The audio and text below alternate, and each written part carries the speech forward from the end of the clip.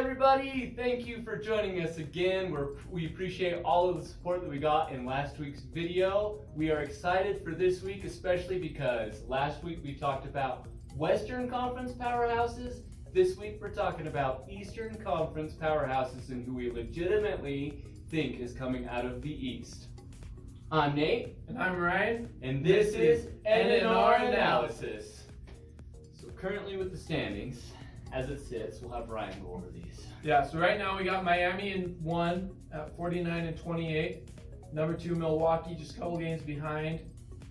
Philadelphia in 3rd, Boston in 4th. They're right there, 1 game apart. 5th and 6th, we have Chicago, Toronto, same record. And then obviously the play-in, we got Cleveland at 7, Brooklyn in 8, Charlotte in 9, and Atlanta in 10. So really close race. I mean, as we expected, coming down to the end of the season. Mm-hmm. Biggest surprise to me, I would say, is that Brooklyn is sitting in the play-in at the moment. Because if I have to pick specific teams that I think are coming out of the East, obviously Miami is a good team, Brooklyn is a good team, Milwaukee, and Philadelphia. Those are the 4 that I would say would be coming out of the East. What are your thoughts? I feel like those are definitely great picks. I feel like definitely Miami has a great place. Milwaukee, Philadelphia, and then obviously you said Brooklyn. But I really like Boston right now. I know they don't have this flashy team. They don't have like star players that were known. I mean, Miami's got Jimmy Butler. Milwaukee's got Giannis. Obviously, Philadelphia's got Harden, Embiid, and then Brooklyn has Kyrie and Kevin. But Boston has has a legit team. Like Jason Tatum, obviously he's their best player, and Jaylen Brown's playing amazing ball. Phenomenal. Good defense. There's no superstar there, but I feel like they're my underdog. They're my dark horse to see who can make a deep run in the playoffs in the East. Okay. Do you really see them making noise and upsetting one of those bigger ones that I've said? Honestly, I do see them beating Brooklyn. Okay, if it was Brooklyn. If it was Brooklyn. They got beat by Miami tonight. Yeah. So I feel like in the 7-game series, Miami and Boston, I feel like they can go neck and neck. I mean, obviously, like you said, Miami just barely beat them right before we started this. But since the break, their record has been the best as far as... Yeah, so since like December 30th, they have the best record in the NBA out of all teams. They were having a losing record before, and then they just blew it out. So that's why I think they have legitimate chances, because they're playing the best ball down the stretch of the season. Okay. Currently, Boston's sitting at 4th. If we look at some of these other teams, Chicago, personally, I don't think they have what it takes. They were kind of a surprise team this year. They've had a lot of injuries. DeMar DeRozan has been phenomenal. Zach LaVine has been really good with him. They've got Alex Caruso and a few other pieces. Colby White has made it a good, team.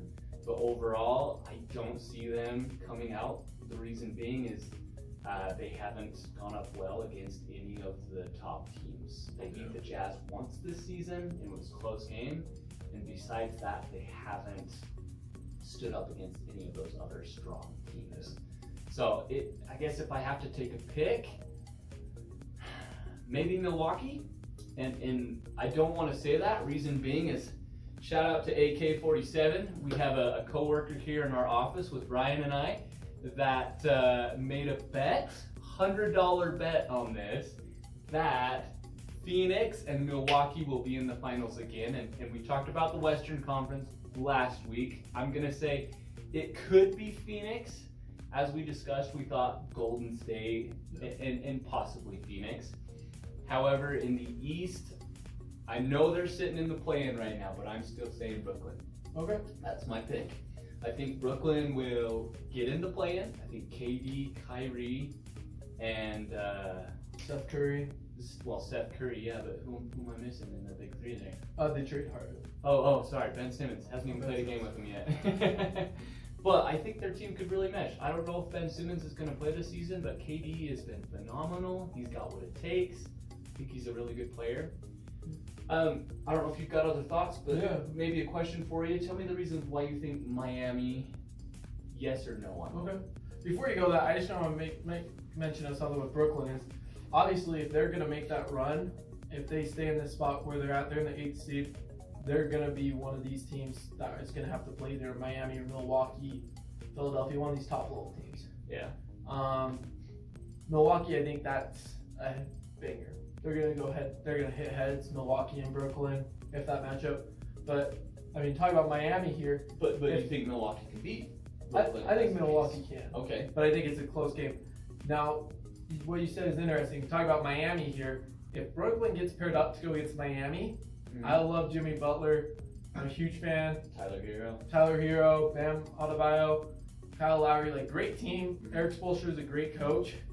But I do feel like Brooklyn is set to upset if they get in that 8th spot or whatever the matchup may be. If they get paired up with Miami, I feel like Kevin Durant can take over and get that win. And, you know, that's sad to see because I'm a huge Miami Heat fan. Yeah, to me, I should know the statistics, and I don't know how many times there's been an upset of 8-1, but I would also call that. I think I would pick Brooklyn over Miami if they end up pairing up that way.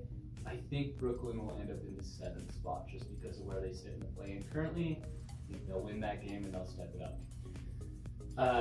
Let me ask you this: if Brooklyn gets paired up with Milwaukee, who do you see in that one? That is tougher, just because it came down to the wire last season. KD's toe on the line. That's literally the reason why they didn't move on. And they were short-handed. I think they had a couple injuries at that time as well. Harden, Kyrie. Yeah, I don't know. I underestimate Giannis though. He's amazing. Milwaukee's got an awesome team. I've always compared them to kind of the Jazz and had that hope that the Jazz in the West would be able to pull it out, but the Jazz have had their struggles recently, so Milwaukee's strong. I don't know, they're consistent. The team that we're not talking about here that I think we should put some emphasis on, how would either Milwaukee or Brooklyn pair up against Philly? Yeah. How awesome would that be if Brooklyn, who made the trade with Philly, ends up paired against them to play them in the first or second? Well, it would be second round. Yeah, unless there was a big change with that 6th. Correct. Yeah, I think that would be awesome. Obviously, Philadelphia, great team. You got Joel Embiid, who is having an MVP season. You got Harden there, MVPs on his record. I mean, neither of them have played in a finals in some time. Embiid's never played. Harden played back when he was in OKC. Like, it's been a long time for either of them to do great in the postseason. And they're positioned, I mean, in the 3 seed, they got a great team. They could make it this year, I feel like. That's true. And so you got that versus Kevin Durant. Obviously, Harden, Kevin Durant, they've had their ups and downs, and I feel like that would be an iconic series. Okay. So overall, we're getting to the end here. Last couple questions. Who do you pick overall to come out of the East? I think what happens, I mean, obviously it depends on where standings end in the season. If it ended today, I think in the Eastern Conference Finals we'd have Philadelphia versus Boston. I know two kind of upside or Philadelphia versus Boston. Yeah, I think that would be kind of a crazy one. But I think Philadelphia is making it to the finals this year. I think they're the team out of the East to beat. Obviously injuries or things down the season we still got 10 games left.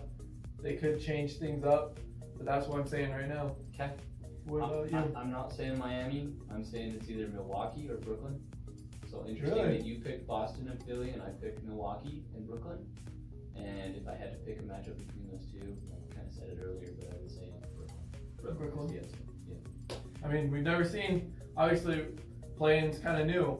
I mean, we haven't seen a play-in team make it very far. That's true. And you're saying, but it could be the year that they win it all. Could be the year. Where they make play-in the is finals. very new, so. Now, let me ask you this. How do you think the Eastern Conference teams compare to the Western? I knew that question was coming. Again, it's a surprise because last year I thought for sure Phoenix had it in the bag. They were up 2 games on Milwaukee, and then Milwaukee came back and won 4 straight. So it kind of depends who ends up there, what injuries happen, can play a part. I don't know. To me, the West Coast is stronger. Okay. I think they'll take it. Yeah. So, we appreciate you being here on our channel. If you like what you heard, please subscribe. Next week, we'll be talking about brackets as we're getting closer to the playoffs. We'll discuss who's pairing up against who, and I believe next week's actually the play-in. Yeah, so end of the wire right here. we'll see how things end up, and we can talk about what the matchups are completely. But as we sit, it's a great season we got left. That's all for today. See ya.